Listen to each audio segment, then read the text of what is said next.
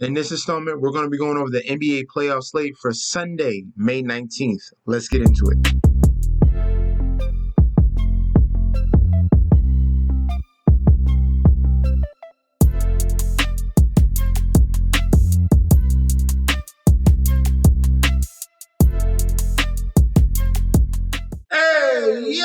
Welcome back to the channel. It's your boy Chef D, and I'm here to bring you the winning ingredients for our May 19th Sunday NBA playoff bet slate we got going on. We have two Game 7s on Sunday. Very, very special gift from the NBA gods for this one. It took a little bit of pain, but that's okay. That's okay. Hopefully what we had in store follows through for these Game 7s, and we're going to break it down for you. But before I deep dive into that, don't forget to like, comment, and subscribe to the channel. Make sure you follow me on Instagram and Twitter at MetsNetJetsD.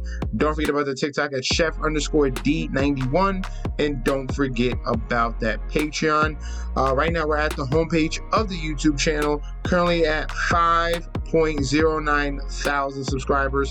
Our goal is 10K. Yes, this is the road to 10,000 subscribers, and we are well on our way. We're halfway there. Thank you guys for all the love and support. Continue to like and comment. That helps the YouTube algorithm so we can grow to a wider audience here.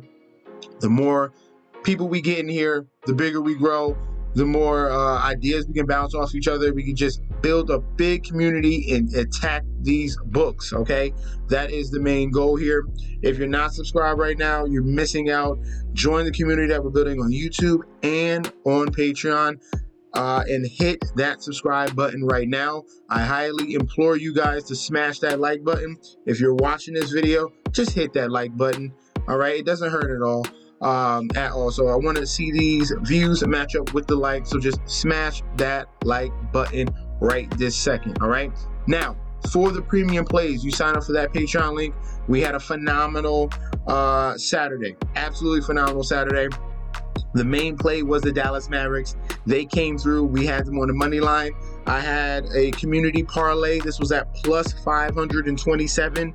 We had the Cubs, the Phillies, the Rangers, and the Mavericks. That came through. So you guys are missing out on a lot of opportunity here in the package. Also, we had boxing.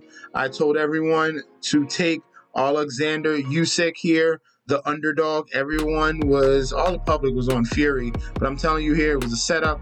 Take Usyk, a southpaw fighter here, had the better matchup for, I think, the better boxer here, and Usyk won in a split decision. So we swept the slate on Saturday. Guys, if you want the premium plays, if you want the NBA future bet as well, that is still alive. You sign up right now for that Patreon link provided down below. First game up for Sunday, Game 7, 3:30 tip-off Eastern. We got the New York Knicks on the money line at a minus 155 with the comeback of the Indiana Pacers at a plus 130. The point spread now at a 3.5, and the total at 207.5. All right, for the public bet percentage here, 74% of the bets, 81% of the money on the New York Knicks. Okay, so public here on the New York Knicks. No weird line movement here for the bets and money. Point spread, very similar, 70% of the bets, 67% of the money on the Knicks to cover the spread as well. And for the total, 95% of the bets, 93% of the money on the over 207.5. All right, for the injury report here, no injuries for the Indiana Pacers, but the Knicks. All right, we got a couple questionables here. Josh Hart did get an abdominal injury in game number 6 with wrestling for the rebound with Pascal Siakam. Right now, he is considered questionable. You're going to stay tuned to the news. Remember, I provide that link down below for RotoWire so you can stay up to date on who's going to start or not. The teammates, when you looked at how they responded to questions, they fully expect him to play. Right now, it's still questionable, but I do expect Josh Hart to give it a go. If you were watching that game, obviously he wasn't 100%, but he kept coming back in the game and then leaving the game and coming back in the game. So I expect him to play in Game 7 with all the marbles on the line here. And then OG Anunoby, we're waiting on official news for him if he's going to play. There's optimism that he can play in game number 7, and he would be a huge help as a defender here. Just need to make sure that hamstring is 100%. Hopefully, they're going to need him in game number 7 here. So that does make things a little bit difficult here when you're capping this game. But what we see here, what happened in game number 6, it was just turnovers, obviously missed free throws from the New York Knicks, which is very uncharacteristic for Jalen Brunson to miss free throws, and the fast break points, okay? So it's been a half court or a fast break. Fast break is the Indiana Pacers, half court is the New York Knicks. Every time it's a fast break game, the Pacers win. Every time there's a half court game, the Knicks win. So we have a home game here for the New York Knicks. You know the crowd's going to be crazy. The benefit for the Knicks is that they're going to have the energy on their side in MSG at home. And then you can bank on the fact that the Pacers do not play any defense on the road. It just happens over and over. We saw the Pacers play hard and at home in game number 6. But when it comes to the home games here for the New York Knicks, they go ghost. Obviously, it's going to be a different environment here because this is it. If you lose, you go home here. But I'm just going to have to go with the team that's just been out rebounding the other team, just as we saw in that Thunder and Dallas Mavericks series. The team that rebounds better, that gets the hustle, offensive rebounds, wins the game. The better rebounding team to me is the New York Knicks. They show effort each and every time.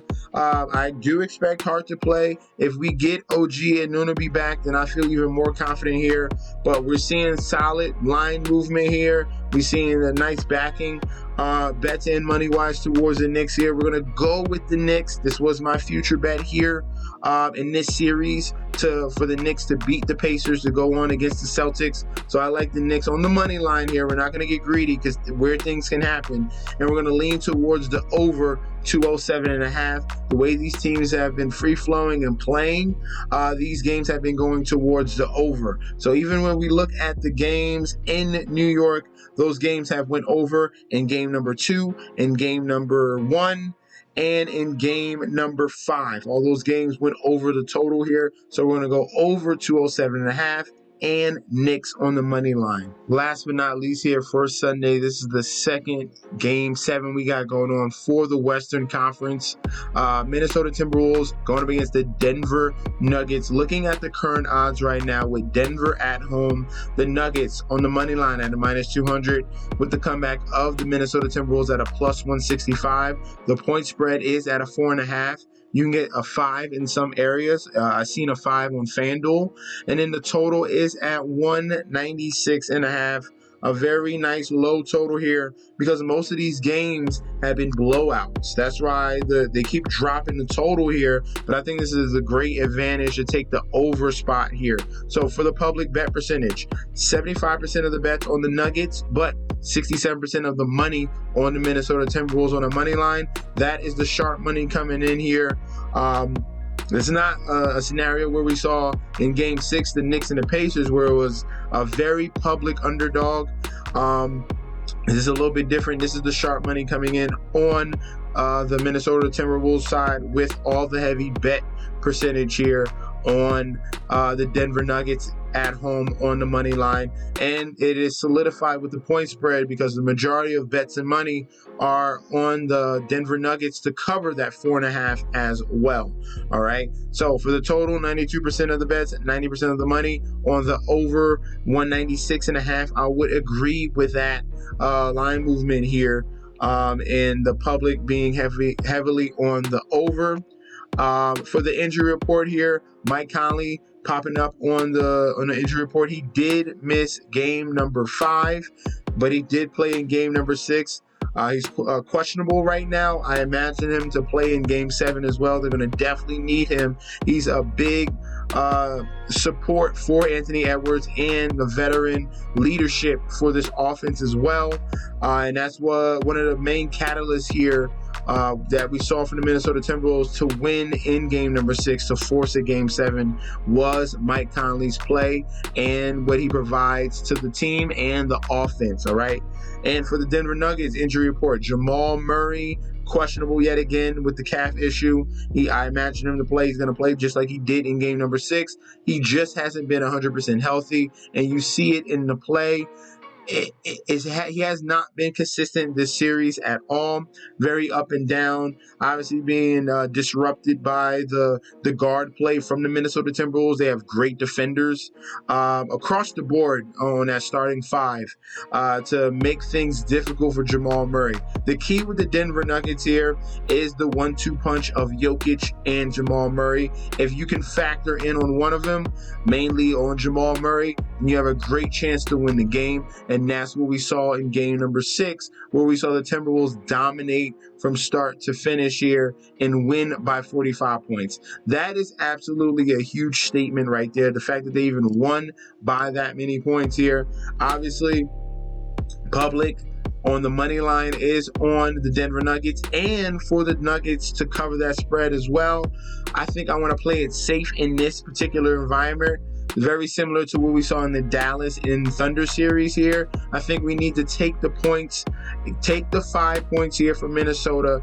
This is going to come down to the wire here. Even though the last couple games have been, most of these games have been blowout, there has not been a close down the wire game, and that's where this is going to come in. I think there's finally going to be a close down to the wire game here in game number 7, similar to what we saw in that Dallas and Thunder series here. So give me the +5 on the Minnesota Timberwolves, and I love the over 196.5. Let me know in that comment section down below. Are you going to rock with just taking the champions here, letting them move on to the Western Conference Finals? Or do you think Minnesota Timberwolves, Anthony Edwards, who is just like, he's very Michael Jordan and Kobe-esque here, does he have that killer instinct? It's going to be huge to see what happens in this particular matchup here. But I'm going to be rocking with the Minnesota Timberwolves point line and the over 196. So let me know in that comment section down below. Also, post some props as well. How do you think is going to go in this game? We could definitely take advantage of some of these guys that have poor performances in game number 6 to bounce back in game number 7 and really be an X factor as well. So let me know in that comment section down below. Guys, don't forget to like, comment, and subscribe to the channel. If you want the premium plays, remember that link is provided down below, and I'll be back with another video very soon. All right, peace out, guys.